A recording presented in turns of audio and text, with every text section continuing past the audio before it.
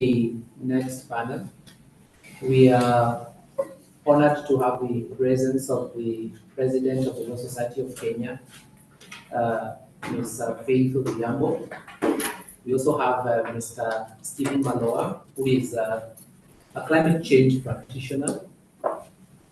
We also have Dr. Edmond Odaba, who will join us online.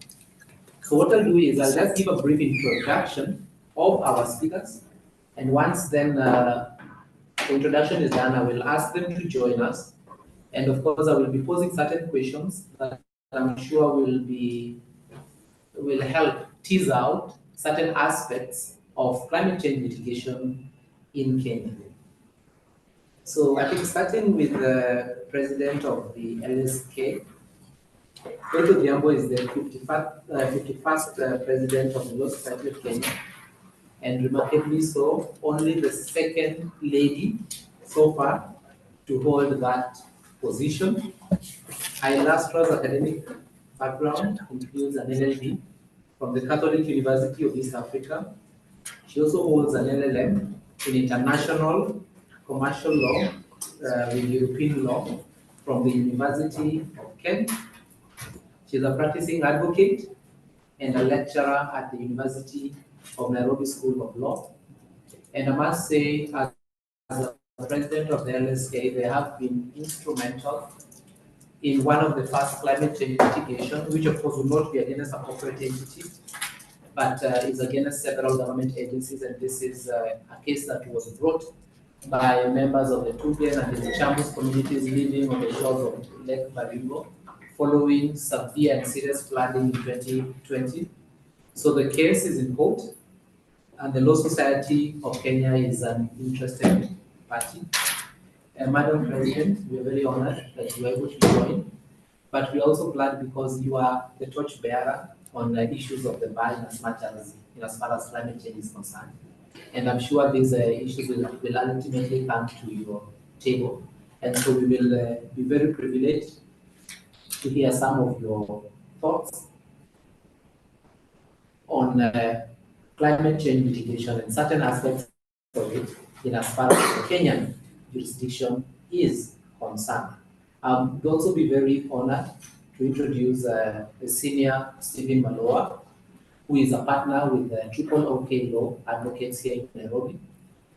And he heads the specialized area of climate change and sustainability law.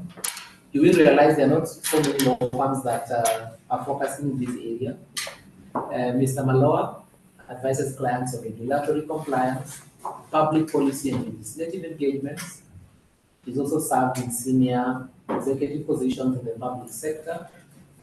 He is an advocate of the High Court of Kenya with more than 30 years experience, and that's why we call them senior. In our jurisdiction, we give respect to people who have been there for quite some time, because they've also made a lot of decisions and they've impacted the legal profession in a significant way. He holds an MSc in Public Policy Management from the School of Oriental and African Studies, University of London. So I'm sure he's very close to BIICL, or he must be familiar with BIICL. Yeah, which is a challenge for many people to place in this part of the world. But he also has an LLM in corporate and commercial law from the University College of London.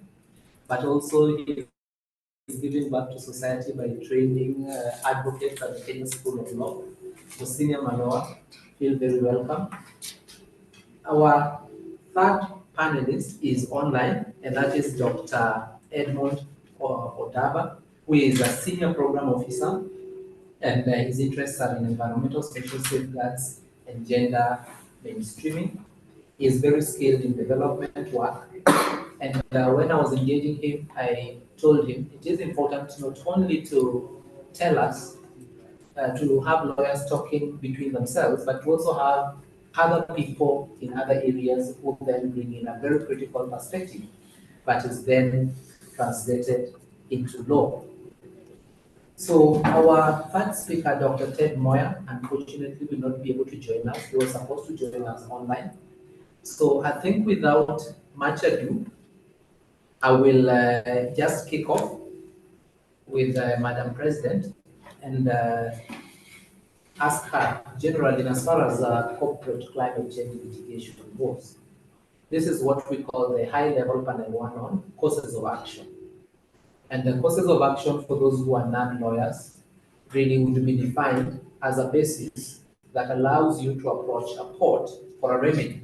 So that when you go to any advocate, the first question they ask, what is the course of action? What is the basis of any claim you have in law? So looking at the Kenyan jurisdiction, what would you say are some of the possible climate change courses of action that the Law Society of Kenya, for example, can pursue against corporate entities? Because the Law Society of Kenya is also our defender. When the police are beating us, when we do not have the right of picketing as sanctioned under the Constitution, it's an LSK that goes to court. When there are stringent curfew laws against advocates, it's the LSK that will speak for us. So I think this is why that is an apt question for Madam President. So I would say we'll start with some of the environmental law violations that are there. In our jurisdiction, I think ESG has sort of tried to pick up, and some of the environmental violations are the ones that we have seen, even the government is accountable or even farms picking up to litigate. I know those are cold case that was done in Lamu with regards to violations, and I see more of the attraction towards, in terms of environmental violations towards mining, because there was also one that we worked closely with in Malindi.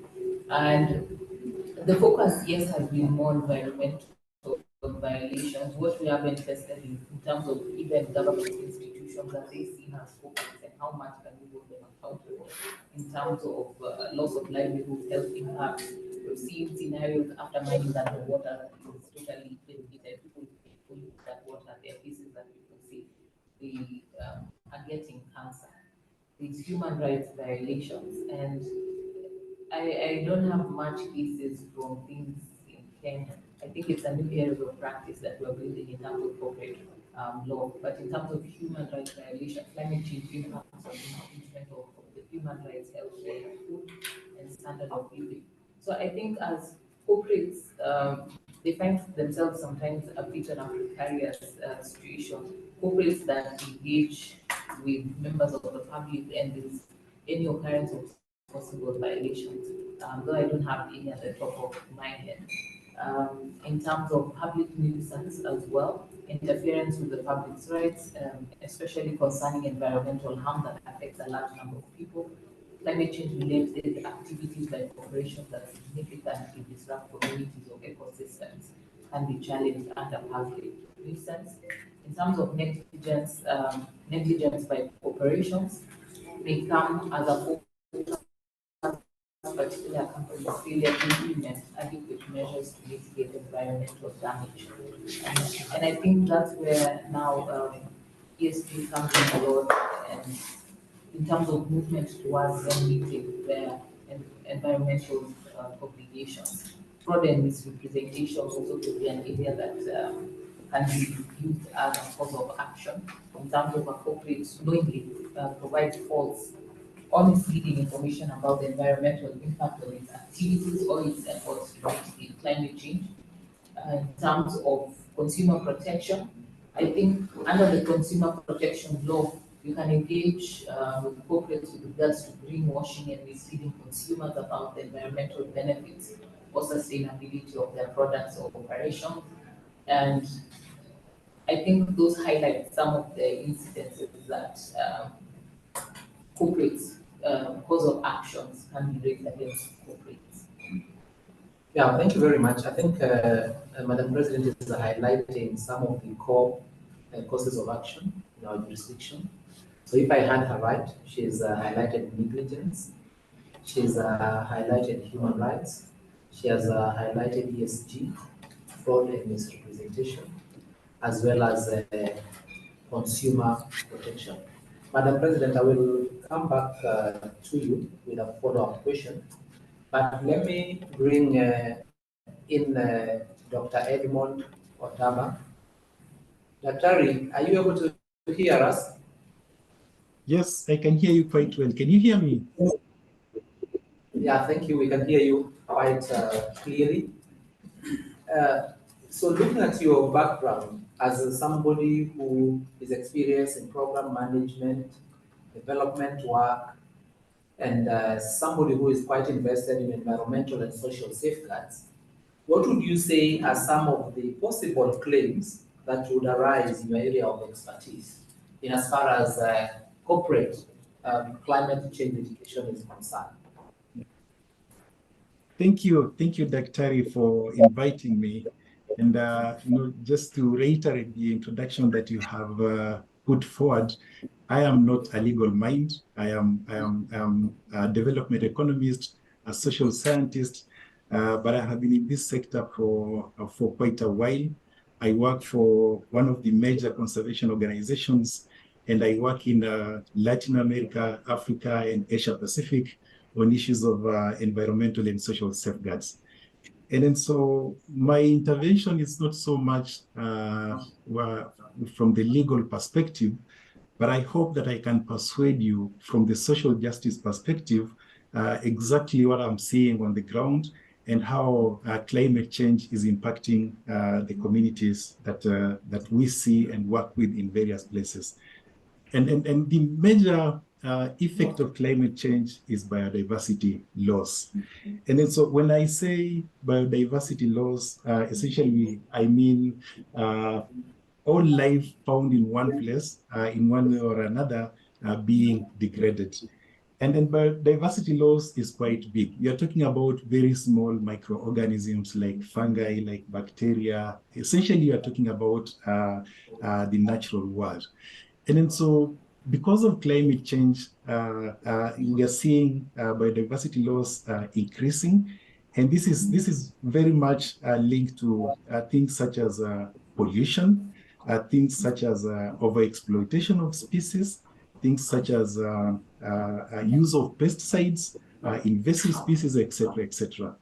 And with that background, I just want to highlight three areas in which we see climate change impacting communities. One is human-wildlife conflict, for instance. From the conservation space, one of the things that we do is species restoration. And essentially, this aims at stabilizing populations. And sometimes the populations grow very fast. And then whenever now faced with climate change, the wildlife tends to move into human habitats, and that causes conflict. So that's one very clear source of climate change that forces wildlife to move out of their habitat to get into human spaces. But on the other side, because we are protecting wildlife spaces, protected areas, they tend to be have much more livelihoods that the communities would like to tap into. So communities get into the corridors of the wildlife to try to build their livelihoods.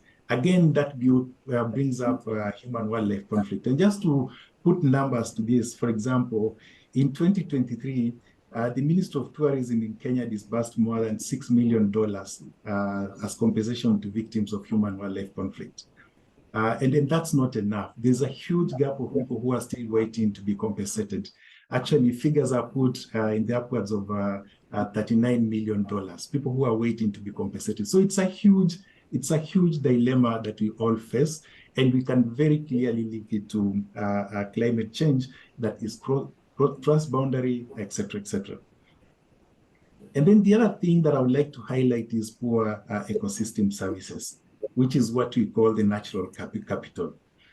We all know that the right to clean, healthy, and sustainable environment is now recognized by the United Nations.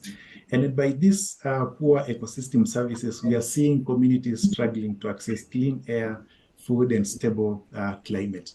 So for me, I see this firsthand when I engage with communities struggling. And from the social justice perspective, I see a claim here. I don't know how to define it legally, but I see injustice happening among the communities. The other two areas that I want to highlight is that the indigenous communities, actually, still hold the 36% of what we call intact forests. They're in the hands of the indigenous communities. At the same time, we see indigenous communities safeguarding up to 80% of the remaining biodiversity. So they are really custodian of biodiversity. They are really the custodian of nature.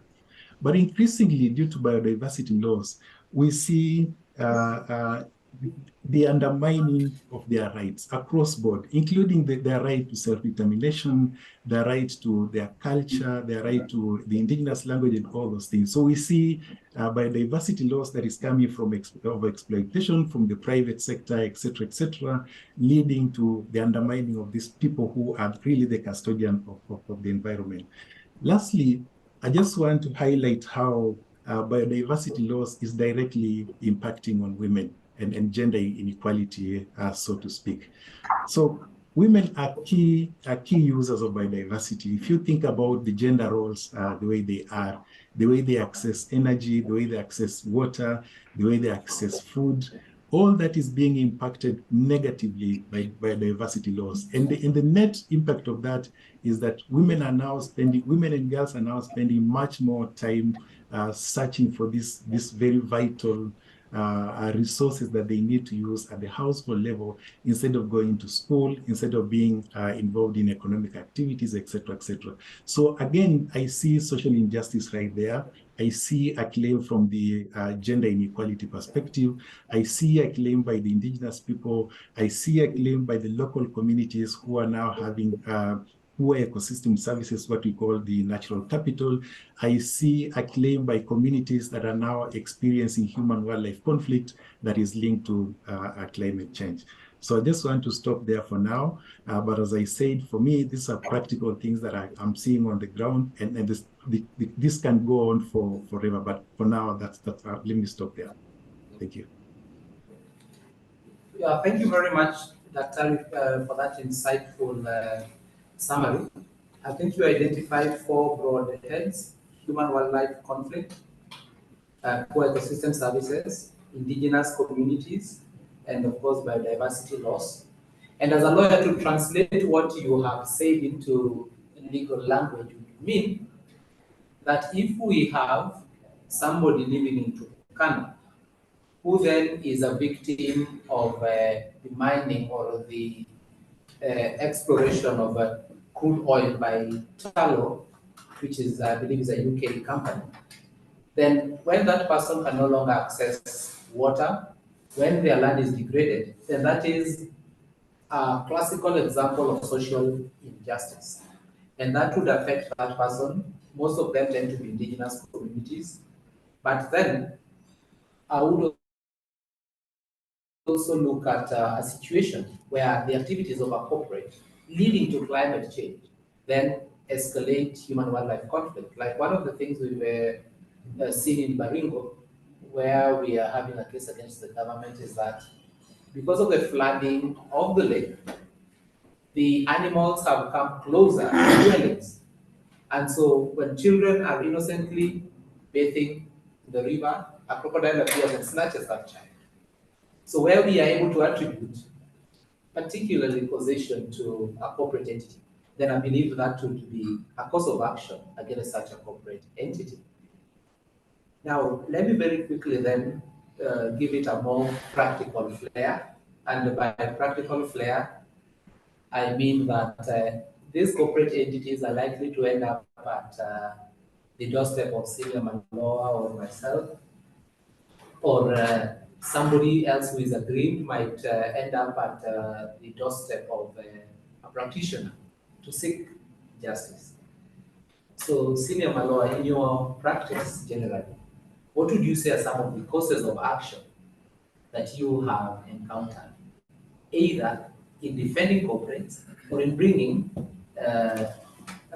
causes of action on their behalf? I don't know your experience. Thank you very much, Dr. Owino. I hope I'm audible. Yeah, so first of all, thank you very much for inviting me for this timely and interesting forum.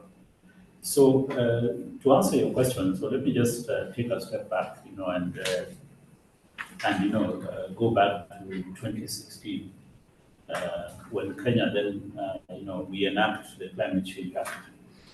And so for us who are in private practice and primarily servicing a largely corporate clientele, when we analyzed this enactment and looked at the Climate Change Act, we saw a lot of potential risks that our clients would be facing down the road. That this act was imposing fairly onerous obligations on these corporate clients.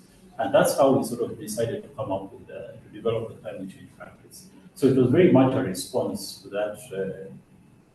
that piece of legislation. Because when you look at it, obviously it's quite prescriptive, and it was going to impose all sorts of reporting obligations, compliance obligations, and so on. Now, sadly, it's sad to say that it's been how many years now? That's 8 years after the enactment of that law. It is yet to actually come into effect, because I think there are all sorts of regulations which are pending. But in these 8 years, what we embarked on doing was to really try and sensitize a lot of the corporate clients, and especially in the sectors that would be most subject to the compliance obligations, whether it was in mining or in energy and so on, to try and sensitize them on actually, coming up with a sort of internal governance, internal policies that would ensure that they'll be ready when the compliance obligations were now going to be enforced. Now, again, the failure to sort of really bring that law into full effect has meant that we are largely at the mercy of the benevolence of corporations. And so, and again, it has also meant that even the enforcement agencies, whether it's your NEMA, the Environmental Management Agency, and others, have not been as robust in the enforcement of that legislation, and even other environmental laws, let's be honest. And that is why, as Madam President has said, there are very few cases in this area, in this jurisdiction, notwithstanding the fact that there's a very robust law. So I don't think there could be more, I could be wrong, more than 6 or 7 climate,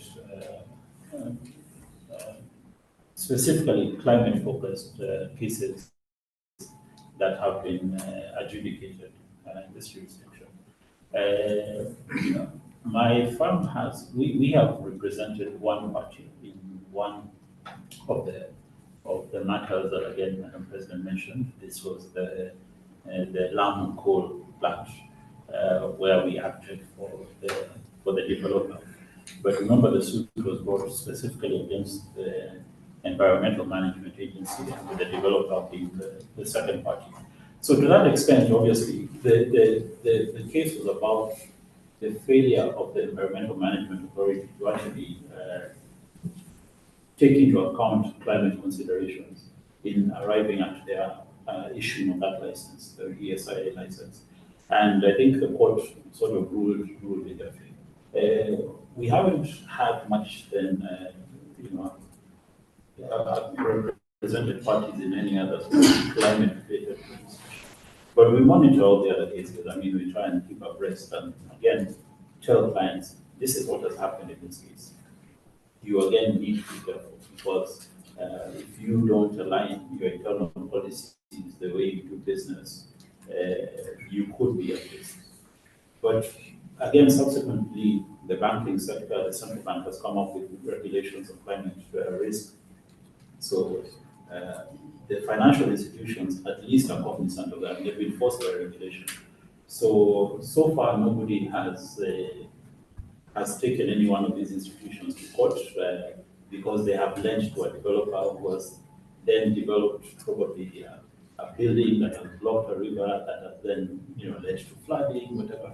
I mean, the causal effects, we can actually stretch them out, right? From the decision to lend, the decision to approve the project by the cinema or the county government, and so on. But unfortunately, there are no litigants, so to speak, or persons who feel sufficiently aggrieved to take up this work. So the best that we do is we advise and we tell people that these are the risks that you can face. So even though the legislation looks like it has no fight, but the potential is there. One of these cases may cause you a lot of trouble.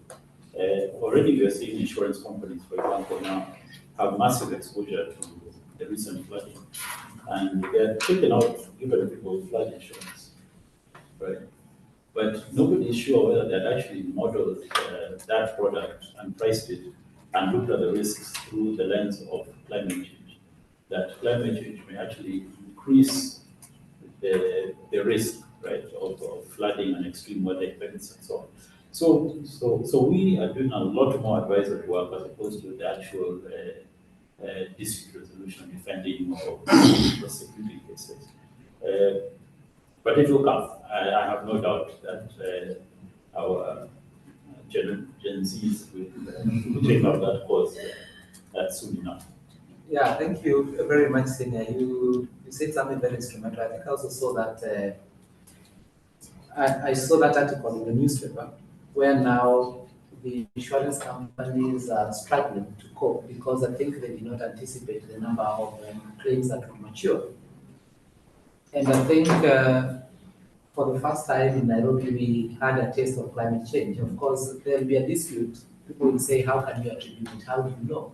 But on my part, we saw unprecedented things.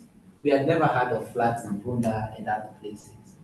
And so the flood came with a ferociousness that I have never experienced ever since I was born or ever since I was an adult. I have never experienced something like that. And this morning, I think I was watching Al Jazeera, and you tend to get the impression that there is a frequency in terms of extreme weather events.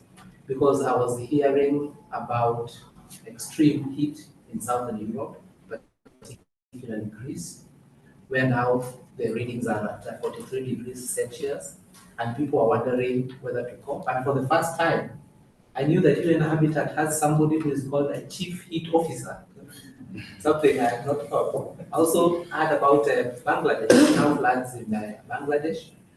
And everywhere you turn, I think in New Mexico, it was forest fires, all in the span of one news item. So really then it becomes very prescient that, as you say, it is surely going to come. Let me then quickly go back to Madam President. Madam President, what would we do to create awareness? Because we've just seen what an aware generation can do, at least from the finance. So what can the LSK do to make these issues not just issues spoken out there, because these are real issues. And as lawyers, where the rubber meets the road for us is where we get pronouncements from courts in terms of remedies for potential victims. But we have to start somewhere, as Senior Mallowa says. There is an act, but that act has not been put into effect. The thoughts. So after the floods, I think something that I took up the last meeting that we had with the environmental and land court, the principal judge and some of the judges was to raise that we need to have a conversation. And we are working towards planning the Sigma conference to just raise that awareness. You know, judges don't learn. They sit through colloquium. So we have a colloquium to also look at, as Mallowa was saying, you see there's a linear line that you can create between even, look at those sabbatical houses and just a bit, those houses that were flooded. They were subject to litigation before they ended up being completed. The people who had fought and raised concerns against NEMA. So sometimes I think that this is a surprise, is not really a surprise, because some of them knew they were building those premises on rivers or river banks.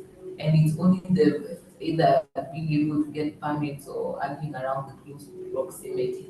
And so those are questions and challenges that we need to raise and that we need to have a conversation about it. That even as courts, we need to look at these decisions that you're making are raising a greater impact. They are going down the line because you have people who are innocent, have bought homes, but now they end up being facing such challenges. And not all have been able to get insurance or bought insurance for their home. So what happens next? And we need to also raise awareness. As LSK, I think something that we can take up from here is how to push the implementation of the laws. For those who are online, to ensure implementation of the law. I think if we could have the law on carbon credits enacted at record time and even the regulations, I think we could create that impetus because even as we talk about carbon credits without talking about the impact of climate change, what sense does it make? And to have more forums for just creating awareness. I know this is a niche technical area of practice, that people are just looking into it. And I think there'll be now more impetus, particularly with regards to now having the carbon credits act, because people are looking at what's the money side. But I want to just also create comfort that even at the county level, they're trying to train a bit more on just creating awareness and also what would be their implication and responsibility as a county and what would it mean. I think creating awareness and also testing the law. You as the niche practitioners in this area, why can't we as LSK jointly have PIL matters so that we test the law on some of this and see where the heads of the courts are running to? So that, that's the only way to also create some fear in some of these corporations, because if they know there's litigation and decided cases are providing certain nuance of climate, I think it will create that impetus for them to also comply with. Um, Even in currently Kilifi, I'm sure we'll be able to see what happens because there's already a petition that has been filed currently with regards to the proposed nuclear power plant to be set up in Kilifi because of the impact that it will have with the community. So we hope as a LSK we can see where they are bring jurisprudence and also some of your inputs can ensure that that sets a landmark case for the rest. Yeah, thank you very much, Madam President, for those thoughts. I think we're already testing the law in that claim that I mentioned, where I think the Law Society of Kenya is represented by Evans Okada. But that is in the sense of, I think, vertical climate change litigation. Horizontal would then be now one against the corporates, where vertical now targets the government. So I think as opposed to having that vertical one, we would soon be toying around with the idea of what would be a horizontal, a classical potential for horizontal climate change mitigation. But you also mentioned one thing, which I want to throw to Dr. Odaba. Dr. Odaba, being an economist, we realize then that we need to evolve. And one of the areas would be climate change insurance, which I see coming. Because if the risk continues maturing, then people will want to cover themselves from that risk. Just give us some of your general thoughts on how this will work, climate change insurance. Just some general thoughts. Because a few years ago, I think we even saw the idea of livestock insurance being floated, so that where there are communities that are prone to drought, they would take a form of insurance that would cushion them if they lose their livestock. And I think those ones tie very well with social injustices. Daktari, are you able to hear us?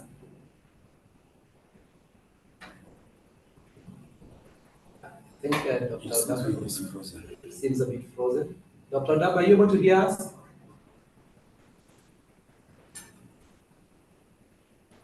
He left.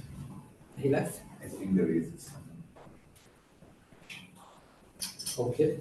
Then I will come back to Senior Mallowa. And now, what would be some of your proposals? Because you say our really Achilles heels is that we have not been keen to implement the law. We have a law that remains largely and implemented. So what would be some of your proposals to push this discussion forward and to give it practical meaning as a practitioners? Are we perhaps resting on our laurels and waiting? What is it that we can do to get this conversation going? Okay, so well, I think so obviously there are two issues. So with the Climate Change Act, there are many regulations that are pending, being gazetted, going through the process, the public participation, and then gazettement. So a lot of these are around the implementation, the reporting. The law talks about having, every entity that is considered to be, one of these emitters and so on, to have a dedicated person, a compliance officer within the regulation, reporting obligations and so on. So those have been pending for very many years. Remember that the council, the Climate Change Council, I think was only appointed, was it last year? Under the new, the current government. The previous government did not appoint anybody to the council. And even then, I don't think I even know who sits on that council, which is supposed to be chaired, I think, by the president. At the head of state. Yes. So that's something. Yet, again, as Madam President said, when it came to the carbon trading regulation, they were passed through in record time, and so it looks like when the government really wants to move, they can move. So we need to operationalize the compliance aspects of the law, which then gives a basis for any potential litigation, any redress, because once there's a compliance obligation, then you as a private citizen or as an enforcement or regulatory agency has a hook on which to litigate for. So at the moment, when you look at the case law, you can see how corporates don't particularly feel very threatened by climate litigation. I mean, again, like I said, you do the case analysis, look at the trend in some of the environmental cases. If you look at, for example, the very infamous one from Mombasa, the lead pollution case, Owino case, and you look at the short-lived celebrations between the High Court pushing the envelope in terms of the government obligations towards environmental, and pollution control and so on, and then the Court of Appeal smacking it right back, in fact further back than where they were before. I think the matter was referred back to the lower court, to the High Court, with directions that it must go before a different judge, because I think the High Court judge who made the decision was considered to be a crusader of some sort, an environmental crusader. So the $10 million judgment. Now, if that decision had stood, we would be giving our clients very different advice. In terms of if you're a manufacturer, you need to be very careful about how you handle your emissions, your effluent, and so on. But at the moment, and then of course on the government side, whether you're NEMA, the Minister of Environment, again, the Court of Appeal basically gave them a free pass that you don't have, even if you don't fulfill your statutory or obligations, you can still get away with not doing your job properly. And I'm sorry if that's not the message they were sending, but that was the effect of that decision. So if you're a those are sort of decisions that then worry, because you start to get a sense of where the thinking is within the judiciary, and you're not sure what your chances of success would be if you litigate in those areas. And again, like I said, if you're a corporate, you don't have a problem putting effluent into a river, because what's the worst that can happen? But so I think, so yes, it's basically putting in the compliance obligations, the reporting obligations, linking everything to our national economic contributions that we give. Again, we talk a good talk, but we now need to really, walk the walk. We advise a couple of banks. When you go to the banks, you find that they've got all these very fancy environmental policies, They have sustainability reports. There's a lot of stuff which they do, but sometimes you get the sense that a lot of it is greenwashing. So again, one would like to maybe somebody to test, how truthful are some of these assumptions that they make. When they tell you that they've reduced their emissions in their offices, they're heading towards a net zero. I think there's one big corporate I won't mention because they're a big client of ours, but they've got a zero emission target. But it would be interesting to actually go in and ask them, what does this actually mean? And what are you doing about it? Or are you just greenwashing? So I think the next couple of years is going to be quite interesting. And I think a lot of the young lawyers have a very big interest in this. So we should see quite a lot of that. Okay, very well. I think that really is spot on. Looking at law in Europe, environmental law in Europe and in Africa, I think one of the things that makes implementation of European environmental law quite serious is the consequences that will arise when there is breach of a compliance obligation. And I think in our jurisdiction it has not been an urgent issue because you actually get away with less than a slap on the wrist. And so I think still the buck goes back to Parliament, because as soon as there is law that can bite, then it helps Madam President, it helps you as a practitioner, and other aggrieved individuals to approach the courts or to move the courts appropriately. Dr. Odaba, welcome back. Are you able to hear me? Yes, I can hear you very well. Sorry about the disconnection. Yeah. Yes, did you hear my question or do I repeat it? Please repeat. Okay, thank you. So I was just trying to get a loop from what Madam President was talking about litigation and connecting it to insurance. I'm saying we have experienced situations where there was an idea that was floated for drought insurance, where victims, pastoralist communities would be able to get compensated where they lose a whole herd by reason of drought. I think we are clearly heading towards climate change insurance. And my question then would be, what would be some of your thoughts as an economist and also as a development practitioner on issues of climate change insurance? Do you think it's perhaps time that we advise corporates that if you do not take out insurance, or even if you take insurance, then we will be having serious claims in terms of obligations arising? Yeah. Thank you, Dr. for that very, very important question. It's something that has been discussed for a very long time, but the fear of insurance related to, for example, livestock, climate change, etc., is something that we need to have a conversation about.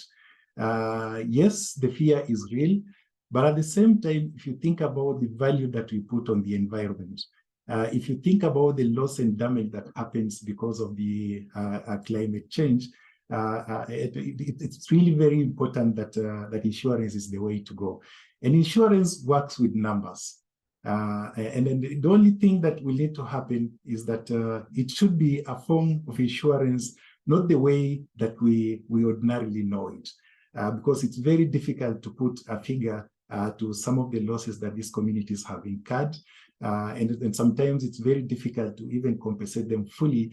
But I think what the communities are looking for are things to do with climate change resilience, climate change adaptability, so that then even if you think about the losses, the communities already have a cushion, they have a safety net that will minimize the damage that is linked to climate change.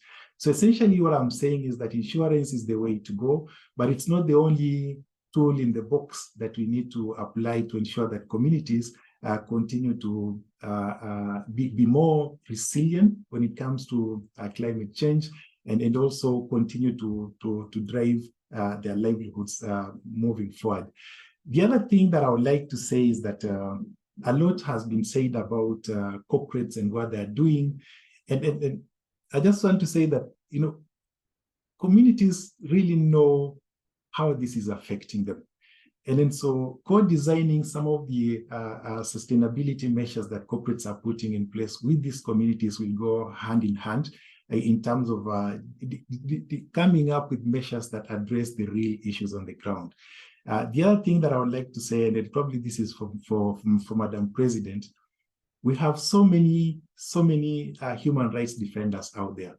We have so many people who would like to step up and speak on behalf of the environment, speak up on what corporates are doing in the communities. But the danger to their life is real. Sometimes they lack legal support so that then when they are taken to court, they can argue this in court. And when I say environmental human rights defenders, I'm talking about that rural woman who is not able to plow and generate food from the farm that it used to be. I'm talking about that youth who is seeing a private sector company extracting a lot of minerals in his locality, and there's noise that there are cracks in the ground, and they're not able to live their life the way they're living. So what do? When they speak up, they face the wrath of these corporate organizations, and they need someone to, first of all, ensure their safety, but also to help them in courts. I know that a lot has happened, but we can do a lot more in just ensuring that, yes, communities are resilient, and yes, when communities speak up, they have the support from people who understand these issues. And when we think about the insurance, it's not about making profits, but it's about, yes, insurance, but a lot more that will make these communities more resilient. Over.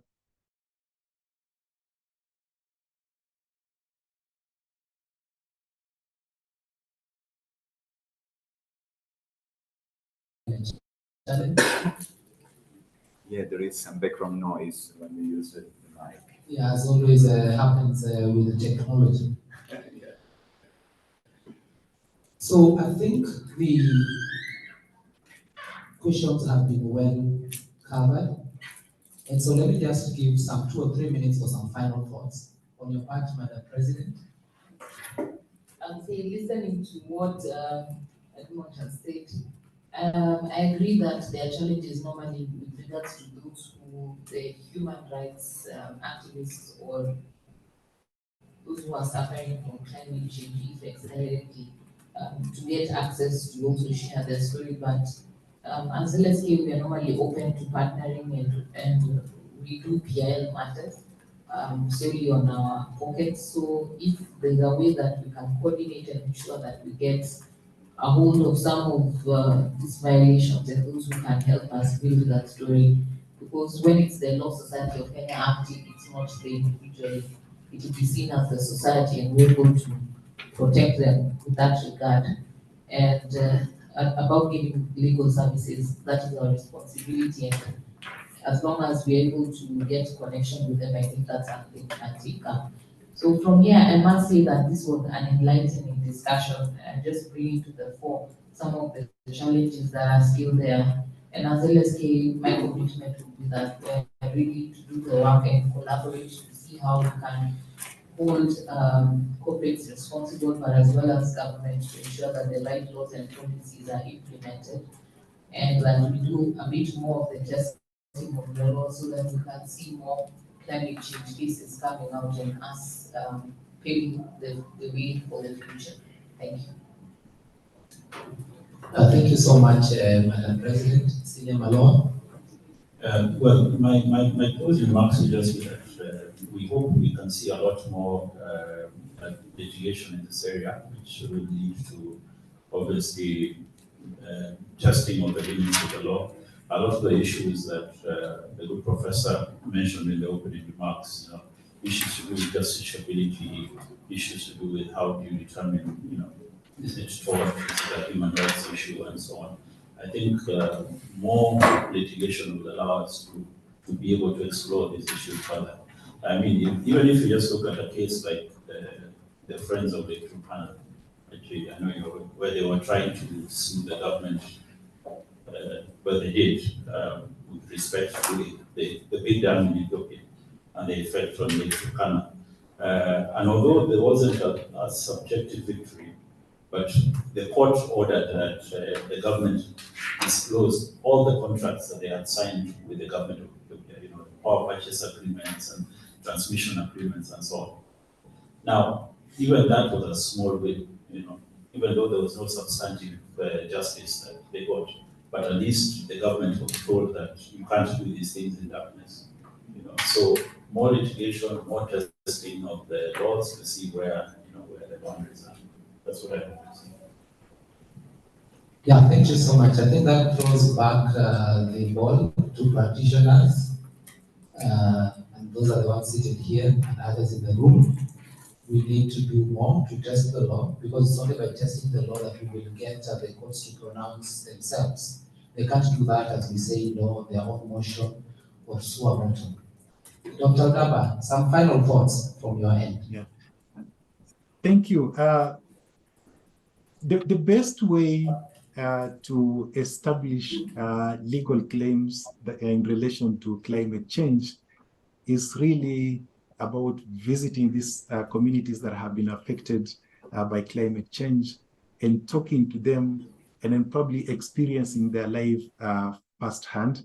I think if our legal colleagues could do more of that, meeting with these communities, sitting with them under a tree, experiencing their life, we may just find claims, a way to structure the claims in a way that is what that long word that the good justice spoke about.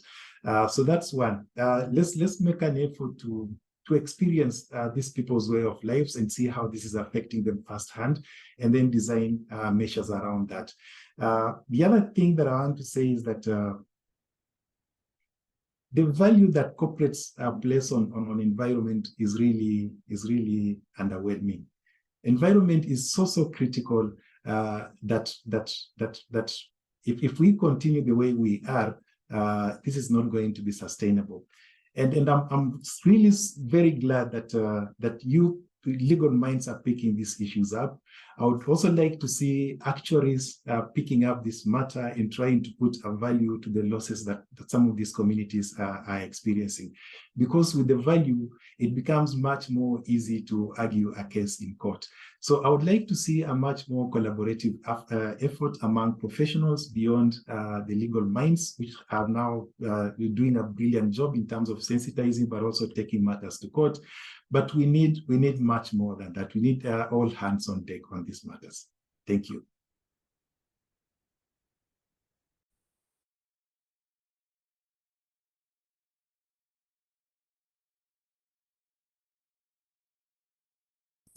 For your input and very insightful contribution. It is usually said when you put different experts together, you are able to see a problem from different perspectives, because each person brings a very important solution in a very insightful way.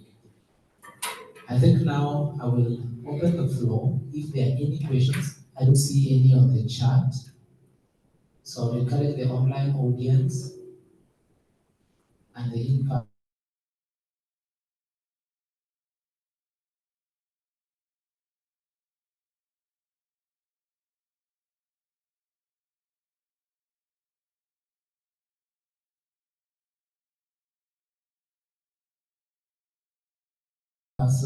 That it is, if there is any question. Okay, to our wonderful panelists. Thank you very much. Your discussion was very insightful. My filing corporate climate litigation in Kenya.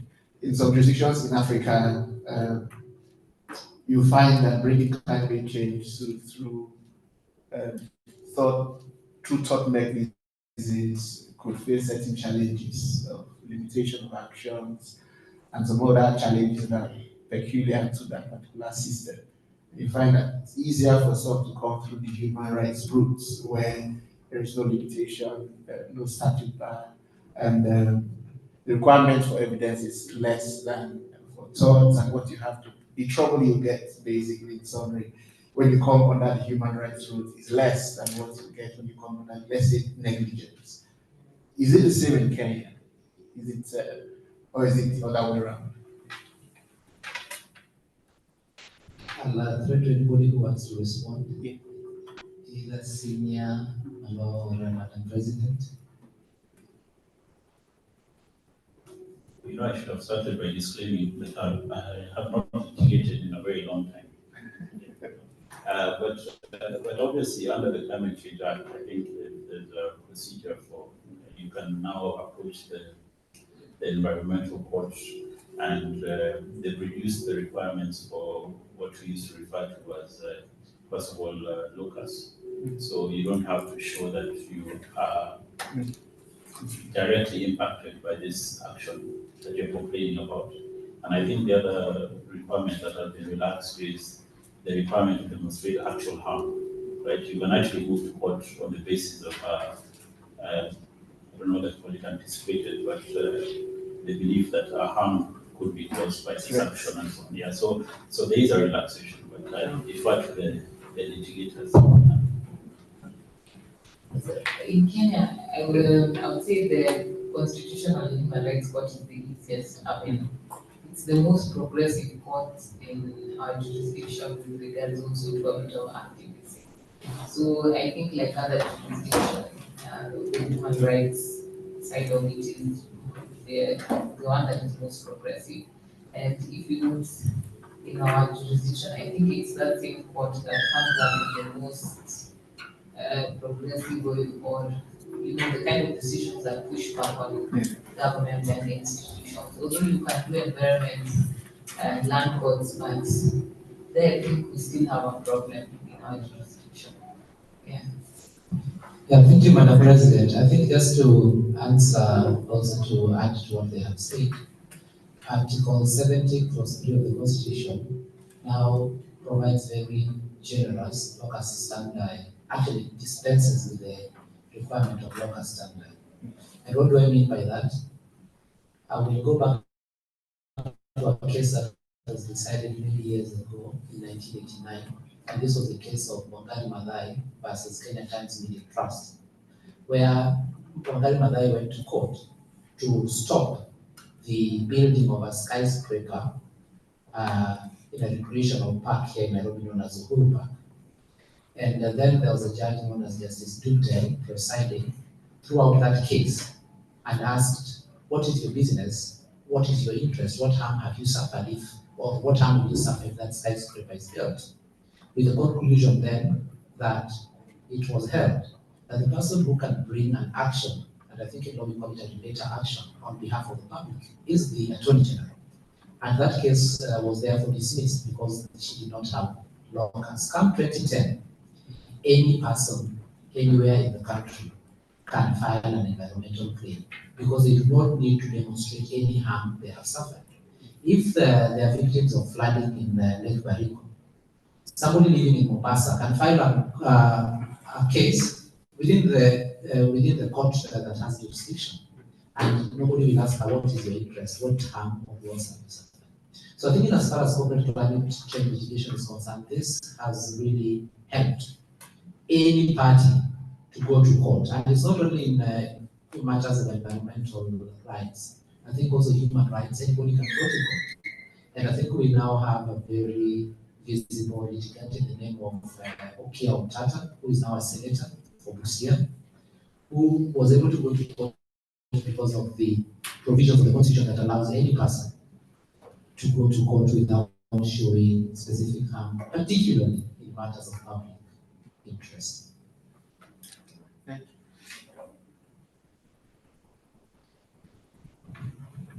I think Dr. Moya. Yeah, I think. Thank you very much to the speakers for this very insightful conversation. I just have a question for the three of you, but of course I would like to know more from the practitioner from maybe on this, but I'm really also interested to see what Dr. Odaba has to say about this. I saw in the Kenya report that talking about the consumer protection law, there is no precedent in this area in corporate climate litigation. Do you think, and of course, I'm asking a little bit to use your crystal ball to talk about this, but also to understand, to try and tell us a little bit about the legal system that you know very well. Do you think there will be some possibility in the next year for these greenwashing claims that we see are coming up everywhere around the world? Or do you think it's something that will arrive at a certain phase?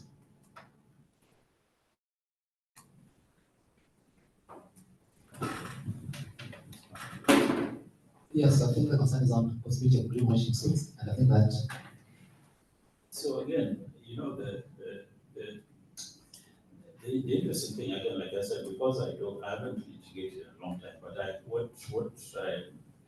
and so the issue is, of course, the way our legal system is structured is that either it's going to be an aggrieved consumer who goes to court, or it's going to be a regulator who is enforcing a law and feels that a breach of that law, somebody has complained, and they take an action on behalf of the public. But the difficulty is, so that if you look at the Consumer Protection Act, first of all, the enforcement agency is the Competition Authority. When you go to that law, it has all these provisions that talk about deceptive advertising, misleading advertising, and so on and so forth. So clearly, greenwashing could possibly fall into the realm of deceptive or misleading advertising. I know there's a Dutch case, KLM, actually the Dutch courts are very interesting because KLM was claiming that they use something called sustainable aviation fuel. And somebody said there's no such thing. It doesn't even make sense if you think about it. You know, and when you fly, you're sort of saving the environment.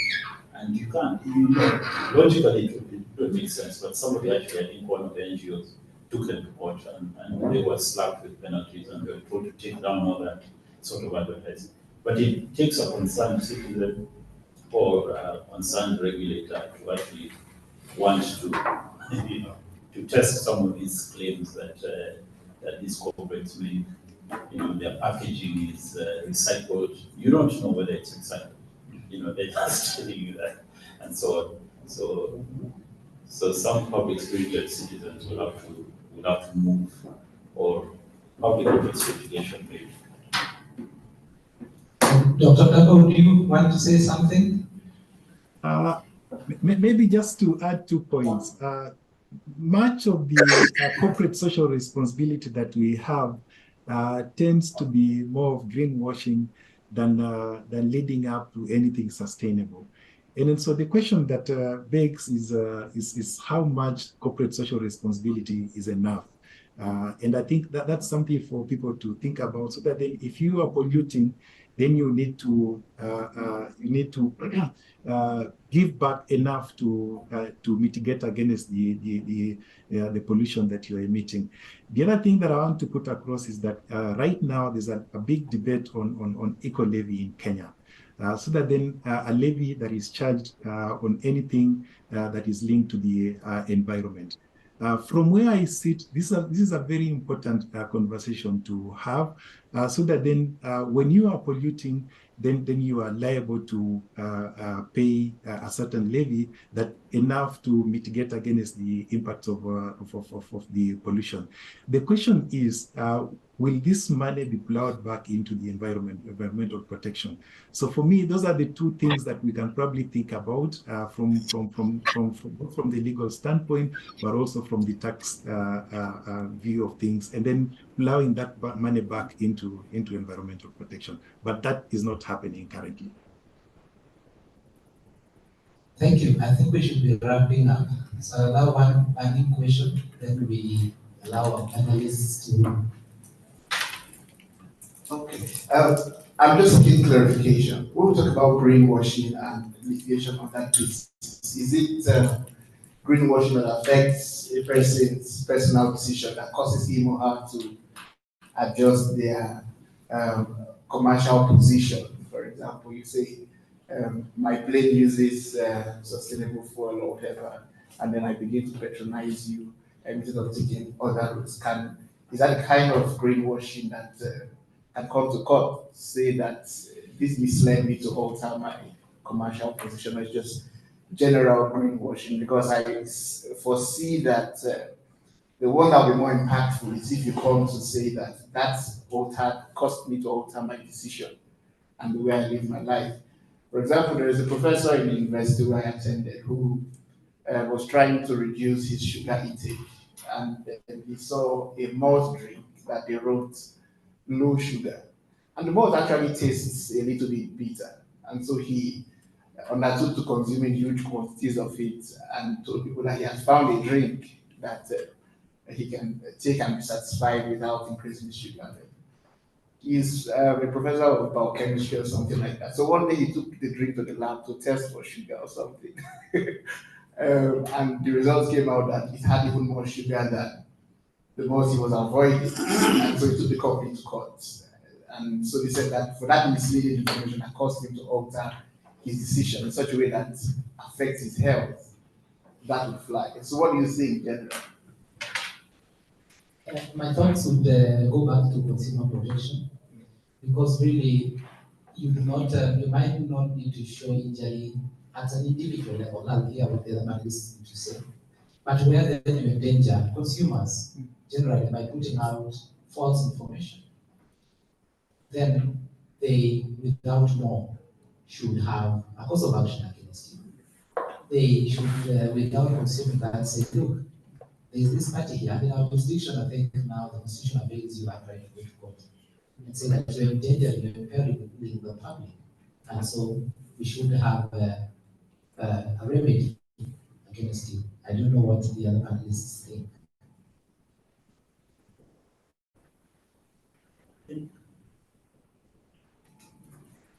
Well, if you're talking about greenwashing, then you're falling back to just a traditional thought, because obviously it's going to be fraud, misrepresentation, and it can be on the consumer, it can be on shareholders, it can be, if you're a publicly listed company, you could be breaking laws that, in terms of the accuracy of your disclosures to, if you're a listed company and you say that you make extravagant claims about environmental credentials, which affects your share price. So there are many ways of attacking it. Once you establish that because greenwashing captures a very large, it's actually just misrepresentation, I think, at the most basic level. So there's no specific thought of greenwashing.